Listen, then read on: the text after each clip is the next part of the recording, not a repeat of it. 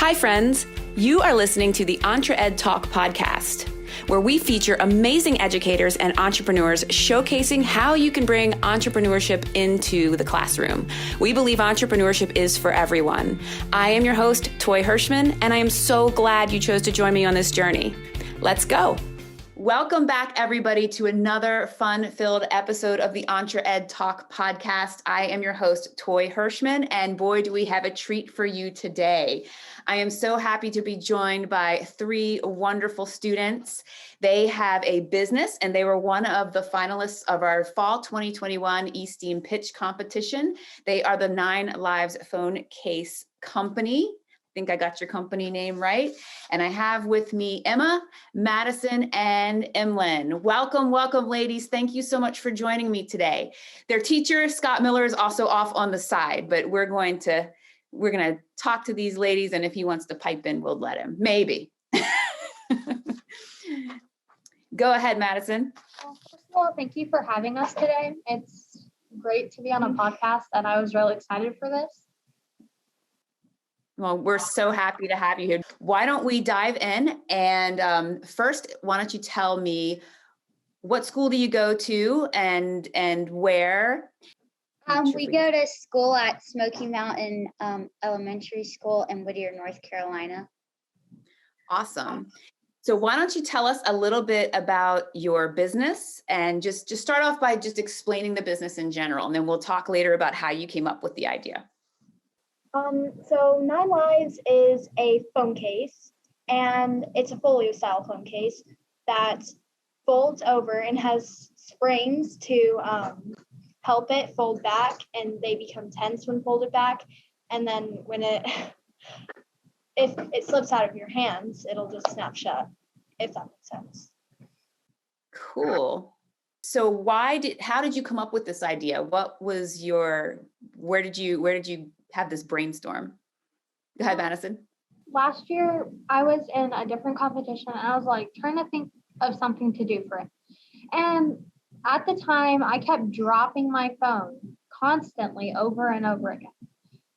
And every time I dropped it, I was quite nervous to see if, like, when I picked it up, it might have a crack in the screen or something. So then I thought, wait, maybe an idea for the project would be a phone case that protects your phone when it falls, so it reduces cracks for your screen. I love that. I read your business model canvas, and I was like, oh my gosh, I need that, because I'm actually currently, my phone case just broke. Thank goodness the phone didn't break, but now I have a naked phone, and I'm very, very nervous about this because the new case hasn't showed up yet. But awesome. So who is your target market for this phone case? So like active people and like working people that need to use their phone a lot and maybe like worry about their phone dropping. They're also young to middle age, because that seems like the group that uses their phone the most. So that's the group that we're targeting. They're young, middle-aged, active, working people. Cool. I think I fit into that group, sort of. Also like a folio style case. So can you tell us what that means? What does it mean to have a folio style case? So basically it's like a regular phone case, but it just has a flap that folds over the screen. Do you get what I mean? Cool. And you said it was weighted or something with a spring, or there's something that, like a mechanism in it? So in the fold of it, there's going to be springs that when it's folded back, it becomes tense. And then if it falls out of your hand, the springs will make it close. Also, the spine of the phone case is weighted with weight. So it falls closer to its back than its front. That's really cool. And is there like other features, or any other cool features of it, or features that can be added to it? Go ahead, Madison. So also one thing about our phone case is it has storage. Since it's a folio style phone case, it can have pockets in it, so you can store stuff like credit cards and all sorts of stuff. So it has storage and protection. Cool. So what made you decide to participate in the fall pitch competition? We just thought it sounded interesting, and winning money is great. So That's really cool. And you said you're at elementary. What grade are you guys in? 7th. All three of us Okay. in the same class. I'm going to come in here for just a second to brag on my team, because this is one thing I've got to say. So last year I had 3 teams that made it to the finals in the competition for the Western Carolina region. And my 9 Lives team was the only one that didn't play. So I had a team that placed 2nd last year. I had a team that placed 3rd last year. And my 9 Lives team did great, but they didn't place. What I was so pleased back is they came back this year. They're my only team that even participated in the final 15. And they placed 3rd. So the perseverance, the resilience, the grit, the determination, and the improvement on their product is just phenomenal. So like I said, I just really got to brag on my team there. So as I've already told you, great job all. I was really impressed reading the business model canvas, the level of research that you put into this. Like there's some, I couldn't even understand the word. It was sorbothane or something like that. That's like the case is made out of. Like, how did you come up with that? How did you approach your research to this product? So we looked for like shock absorbent material, that will help with vibrations. And so we found sorbothane, and it's a different type of product that is actually perfect for that. So that's what we will base our phone case out of. Also, not a lot of phone case. I don't know of any phone case companies that use sorbothane in their phone cases. So that also makes this a little bit more unique. That's awesome. What kind of research did you do around costing this out? Like how much will it cost for you to get this thing off the ground? How did you come to that? So we took the price of the materials that it costed and then just multiplied that by however much we wanted to make off of it. We started looking at factories to produce our product if it got really big, so we wouldn't have to hand make every one. So I contacted my uncle, who was the former vice president of Costa Del Mar Sunglasses, and he helped us out a little bit on finding factories and how to work with factories and patents and lawyers for everything, so our idea wouldn't get stolen. Wow, that's incredible. What was your plan to get this at? Like, did you contact potential customers, or what was your plan to kind of get this in front of people to see what their feedback would be? I don't know. We just talked to our family, and like Emelyn said, her uncle, we ran our idea past him. Yeah, mostly just our close circle. When we start out, we'll probably start out in like a smaller stuff. And then once it gets more popular, maybe you get it a little bit farther from here. We were going to advertise on social media posts and hopefully make our own website so people could go to it. If I wanted to buy one of the first ones, because you said you would hand make them at first, how are you going to do that? I don't even know how you would hand make it, with like a 3D printer or something. Well, a mold would be like what we would go to. So if we could get like a pour substance that we could pour into a mold and make it out of that, that would be. And then add the elements on top of it. Yeah. Add the extra stuff. That's a lot of engineering. That's really cool. I wouldn't even know how to begin putting even a prototype together. Did you guys do a prototype, or did you a sketch or something to kind of see the functionality? We made kind of like a blueprint for it. Yeah, sort of like that. And then we actually showed that on our slides of the competition of how it would look like. So, and we didn't really make a product, but we will be making one in the next competition. That's awesome. Well, I hope that you participate in our next competition. I'm excited to see the next generation of this. It'd really be neat. So tell us what was it like being a part of the competition, especially since it was virtual, and that's a whole new world that everyone's kind of navigating right now. Go ahead, Madison. Okay, so was not really stressful because some of us were in it last year and we got the basics of it. we worked together as a team to like set up the video and stuff when we were recording and planning out our pitch. It was really a team effort to make everything go right. We did a lot of rehearsing on the day of the pitch, so we figured out exactly how we would run through it. So. What was one thing that you learned? I'll have each of you share. What was one thing that you learned from this whole experience? And you can include something from the last time too. I was not a part of the team the last time. I was a part of another team. But I think I just learned all the teamwork because we would just all work together on certain parts and get each other's opinions on certain stuff.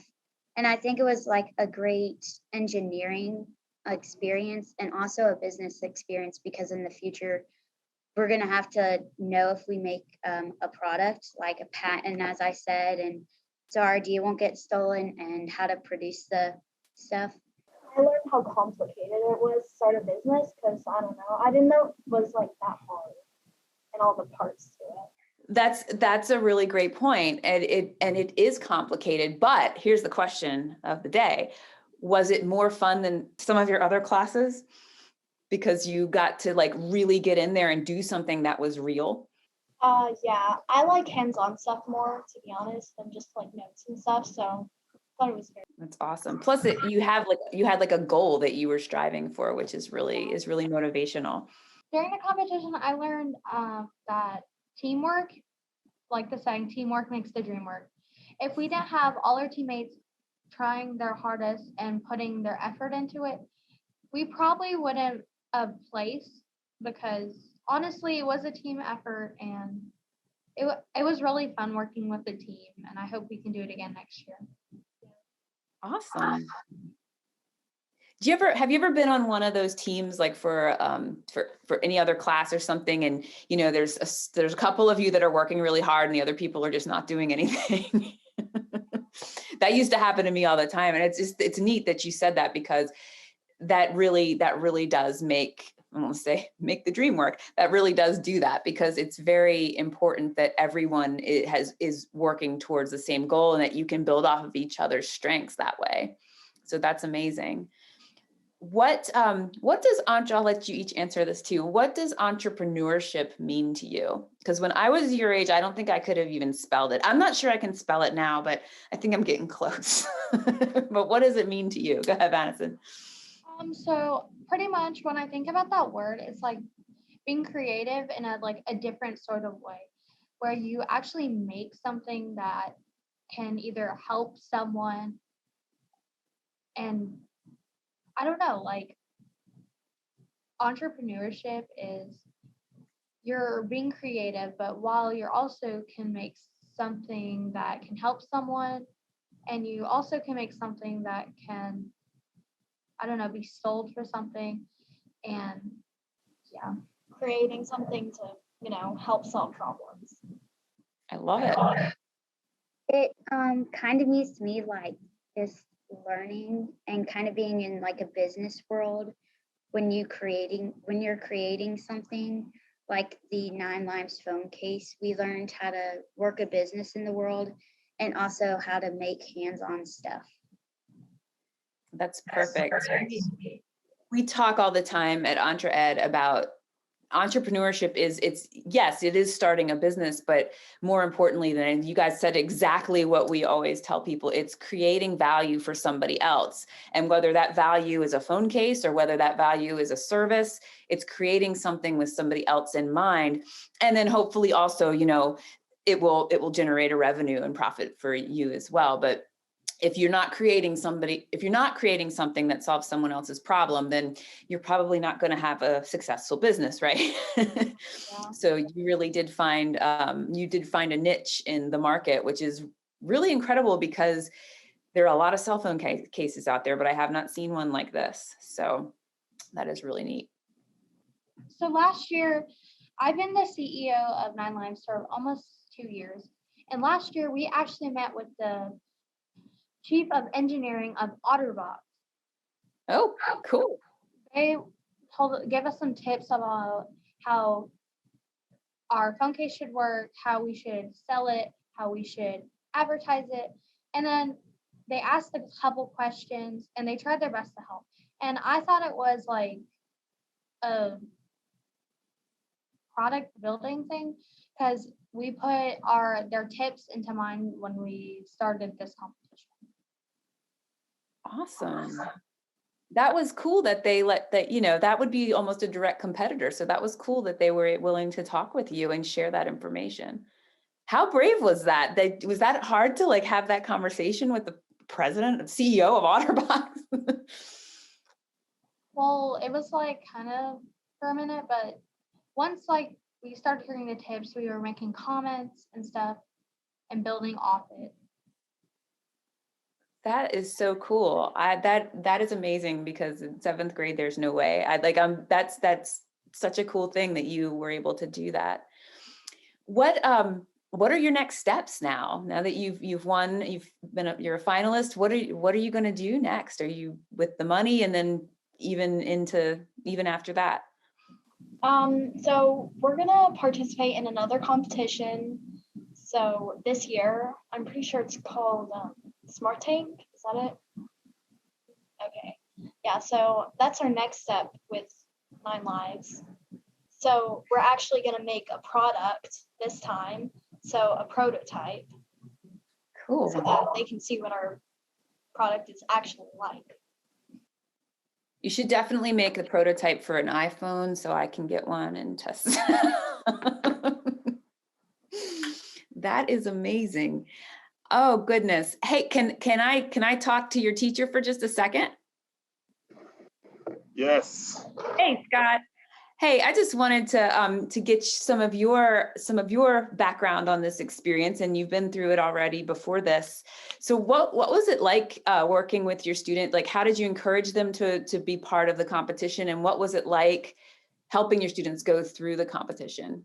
So I teach basically a STEM/engineering type class.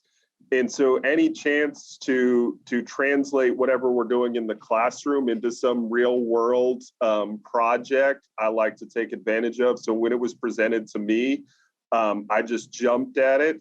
These ladies, as well as a few other people, I had them in class last year. I just presented it to them. It was completely voluntary, Toy, that they just said, yes, we'll do it. Last year was really nice because we had a long time to prepare. This year was really stressful for me, I'm not going to lie, because I tried to and I had all new teams. So I actually registered about 7 or 8 teams for the competition, but I teach 6th grade in the fall semester. And so when you're taking 6th grade students and trying to get them to teach entrepreneurship, and we only had like a month to put it together, it was really stressful. But that's again why I was so proud of this team, because they did it. They did it all on their own. They had 0 class time really to do it. I mean, so that's what I like to see. I like to see the kids just really get into something that they do, not because it's a grade, it's not because of the money. They did it because it sounded interesting. And of course, the winning is great, but that experience is so valuable. So anytime as a teacher that, like I said, I can take my class and turn it into a real world experience and get the kids so motivated that they do it voluntarily, it's just like win after win after win after win. So that's what I like the most about it, honestly. That's cool. You have such a cool class dynamic to be able to do that with STEM and engineering. I'm curious, how do you feel that STEM and engineering also fit with entrepreneurship? Oh, it's the heart of it, because when you're talking about STEM, and now really they've expanded it to STEAM, and we really talk about the STEAM, adding the A of art in there. It's all about creativity, really. And so, I mean, you have the science and technology, the math, all those things together. But as you said, with entrepreneurship, it's really about an idea. And it's about an idea that fits somewhere into a market that fulfills a need for somebody else. And I mean, that's really the heart of STEAM too, because what is STEAM really all about? It's creating stuff that add value. Even if it's just entertainment value, there's a ton of entrepreneurship centered around entertainment. So I just think they're really, they go hand in hand, complete with each other. We like to say they're like butter and jelly. Absolutely. I used to teach STEM, and it was always interesting with entrepreneurship, because it's almost like entrepreneurship is the next question after STEM. So you build this thing, but then why did you do it? Because it solves a need for somebody else. And that's where that comes in. So I was just thankful that you said that. That's really important for our audience to understand. So what are your plans with the prize money and for the next iteration of this potentially? So Toy, I reinvest everything back into my classroom and my team. And so basically last year when I won the money, we threw a great big party and I got tons of nice stuff for the kids. We're doing the same thing this year. I've already ordered the stuff actually. So I'm taking about half that money and reinvesting it directly into the kids that participated as far as a party and little nice gifts for them. But then also because I do STEM and I like competition in my classroom, and actually, we have an elective on Fridays. It's not really an elective. It's like an incentive time. If you do everything during the week, you get this incentive time. And so I have a lot of kids that participate in that. And so currently we're doing robotics. And so I am using the rest of the money as prize incentives for kids who win these other little mini competitions. So I won't tell you because it would give away to all these folks here everything that I ordered. But just lots of stuff that the kids really love. And then it's like a big prize part of things basically from like $15 to $30 in value that gives them the incentive also at the end of like, not only do I like to do this, but I get this cool thing that goes along with it if I participate. And honestly, what I really like about this so much is it, as much as I can say, it levels the playing field.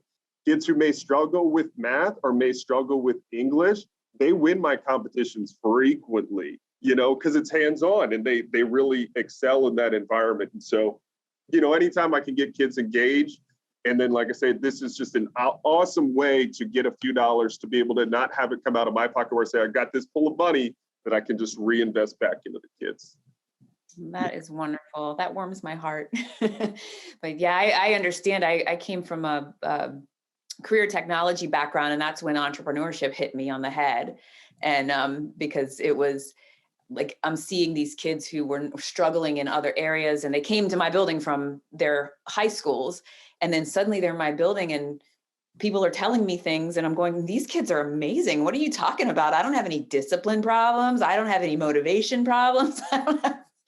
Because they were all engaged in something that they were really interested in and motivating. And I think that's what entrepreneurship brings to the table as well. So, and I was just absolutely sorry to interrupt, but I just also was able to get a couple of students who really like the hands-on stuff and they'll really thrive in it. So I was able to get them to pick out a couple of STEM kits specifically for their class and their group. So we went to just online Teacher Geek, and they looked, okay, I think we'd really like to do this. And so it's just a very powerful tool where you can also give kids a choice and say, wow,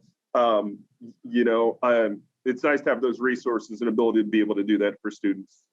Well, I'm so glad you had your students participate in this, and I'm glad that these awesome ladies won. And so that is really cool. I will why don't we throw it back to them and for some closing remarks. We're always so thankful to get to speak with students because you guys have the best ideas. You haven't, boxed yourself in, and I'm so excited you had the opportunity to be creative and to let that shine. So do you have any last kind of parting remarks that you want to share with our audience? Maybe any suggestions for other students or teachers out there that might want to do some of the, like have their students in a competition or students that are out there that might want to be in a competition? When you start a competition, don't give up, just keep going and work as hard as you can. And eventually it will pay off. It's wonderful. Also, if you see our website, make sure to buy a phone case. What is the website? That's a really good thing. Do you have a website domain yet? We haven't created one yet, but we're probably going to in our next competition just to kind of get our business definitely started up. Well, we will definitely make sure you let us know what that is, because we will definitely share it with our audience as well and all of our social media and stuff. I did have one more question. Did you have any challenges along the way that made you want to go, oh, I'm done with this? And then what'd you do about it? I think one of the challenges were that we have so many extracurricular activities, all of us, and we all play sports throughout the entire year, and not to mention the class time, and we also do other clubs. So it was kind of hard to fit the 9 Lives phone case and the product and competition into our schedule, but we made it work and stayed late after school and finished all this stuff. That's awesome. Yeah, your teacher shared that you guys were all rock stars.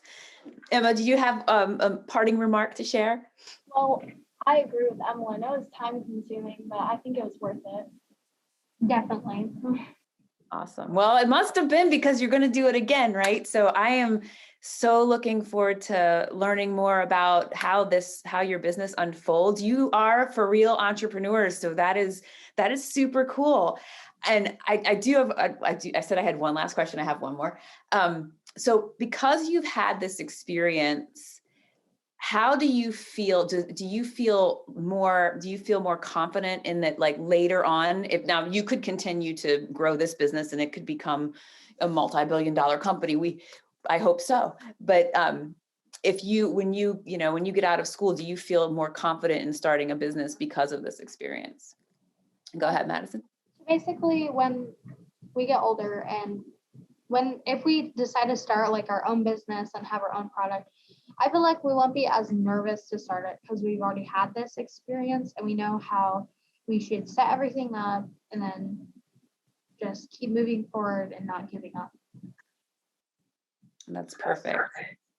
We always like to tell, our teachers and we've even looked at a lot of the research, and it talks about how having these experiences, and the younger you have these entrepreneurial experiences, the more likely you are to be comfortable, like you said, Madison, doing something in the future as well. So that is awesome.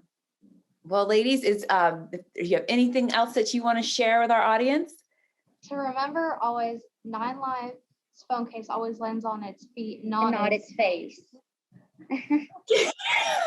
Yes. That is great. I was wondering the cat analogy was going to come in. Awesome. Well, thank you all so much for joining me today. Thank you so much. And we will continue to let our audience know about your company and when you get your website and all of that great stuff. And thank you, Scott, for your time as well today. Thank you so much for the opportunity. Thank you for having us. Well, my pleasure. Thanks, ladies.